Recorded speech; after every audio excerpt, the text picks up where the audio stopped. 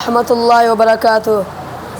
الحمد للہ رب العالمین والصلاة والسلام سید الانبیاء والمرسلین محمد وآلہ واصحابہ رضوان اللہ تعالی اجمعین، اما بعد فاعوذ باللہ من الشیطان الرجیم، بسم اللہ الرحمن الرحیم۔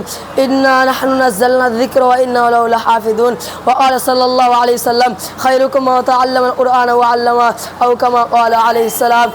عجب نہیں کہ بدل دے اسے نگاہ تیری، عجب نہیں کہ بدل دے اسے نگاہ تیری، بلا رہی ہے تجھے ممکنات کی دنیا۔ برادران اسلام اور محترم سامعین اکرام، میں اس پور نور متبرک محفل میں متبرک کتاب قرآن کریم کی عظمت و فضیلت پر روشنی ڈالنے کی جسارت کر رہا ہوں۔ میں اس سرچشمہ رشد و ہدایت اور منبع حکمت و شریعت کا تذکرہ کرنے جا رہا ہوں جس کی حفاظت کی ذمہ داری رب کائنات نے لی ہے۔ ارشاد سبحانی ہے، انا نحن نزلنا الذکر وانا له لحافظون۔ ترجمہ، ہم ہی نے قرآن کو نازل کیا اور ہمیں ان کی حفاظت کرنے والے ہیں۔ امید ہے کہ آپ حضرات بغور سماعت فرمائیں گے۔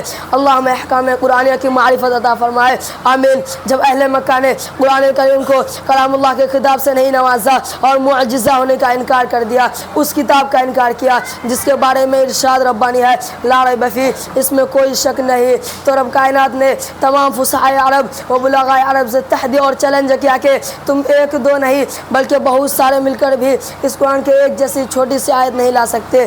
اگر تم اپنے قول میں صادق ہو تو لا کر دکھاؤ۔ فصحائے عرب نے لاکھ کوشش کیے لیکن آخر میں عجز کا اظہار کر دیا، اس کتاب کا انکار کیا جس کے بارے میں ارشاد قرآن اس طرح نقشہ کھینچا ہے، وَإِن كُنتُمْ فِي رَيْبٍ مِّمَّا نَزَّلْنَا عَلَىٰ عَبْدِنَا فَأْتُوا بِسُورَةٍ مِّن مِّثْلِهِ۔ ترجمہ، اگر تم لوگ اس چیز میں شک کرتے ہو جو ہم نے اپنے بندے محمد پر نازل کیا تو تم ان کے جیسے ایک چھوٹی سی آیت پیش کر دو۔ فصحائے عرب نے لاکھ کوشش کی لیکن آخر میں عجز کا اظہار کیا۔ جب عمر القیس جو عربی کا بہت بڑا شاعر تھا، جب اس نے انا اعطیناک الکوثر کی صورت باب کعبہ پر دیکھا تو پکار اٹھا کہ خدا کی قسم یہ کلام کسی بشر کا کلام نہیں۔ شہید ایان اسلام، میں آپ حضرات کو عظمت قرآن سناتا ہوں۔ جب کسی آدمی یہ اندازہ لگانا چاہے کہ یہ عاصی ہے یا نیک بخت ہے یا صادق ہے یا کاذب، تو اس کے متعلقین پر نظر ڈالے، اگر وہ صحیح ہے تو وہ شخص بھی صحیح، اگر اس کے متعلقین بد ہے تو وہ شخص بھی بد۔ ایسے ہی جب ہم قرآن کریم کی فضیلت پر نظر ڈالیں، اگر قرآن کریم کی رفعت پر نظر ڈالیں، اگر قرآن کریم کی عظمت پر نظر ڈالیں، اگر قرآن کریم کی عظمت پر نظر ڈالیں، اگر رحمت پر نظر ڈالیں، تو اس سے پہلے ہم قرآن کریم کی متعلقین پر نظر ڈالتے ہیں تو اور دیکھتے ہیں تو سب سے پہلے تعلق نظر آتا ہے رب کائنات جو مصدر قرآن ہے، جو خالق جہاں ہے، جو مالک و رحمان ہے، صاحب ایمان پر بڑا مہربان ہے، یہی ہمارا ایمان ہے۔ جو اس کا منکر ہے وہ شیطان ہے۔ کلام الملوک کی ملوک الکلام، بادشاہوں کا کلام کلاموں کا بادشاہ ہوتا ہے، لہٰذا پتہ چلا کہ قرآن سب سے اعلیٰ ہے، قرآن سب سے عرفہ ہے، قرآن کریم کو دوسری کتابوں پر فضیلت حاصل ہے۔ آگے چلتے ہیں تو دوسرا تعلق نظر آتا ہے لوح محفوظ جو ایک تختی ہے جو عرش کے اوپر ہے۔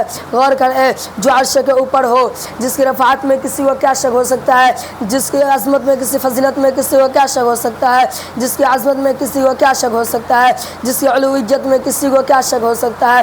اعلیٰ و رفع شے کے لیے اعلیٰ و رفع مقام تجویز کیا گیا وہ لوح محفوظ ہے۔ آئے اور متعلقین پر نظر ڈالتے ہیں تو قرآن کریم کا تیسرا تعلق نظر آتا ہے لیلۃ القدر، اس لیے کہ لوح محفوظ سے قرآن کریم کو آسمانی دنیا پر اسی رات پر لایا گیا۔ یہاں پر نہ جبرائیل واسطہ ہے، نہ میکائیل واسطہ ہے، نہ اسرائیل واسطہ ہے، نہ اسرافیل واسطہ ہے۔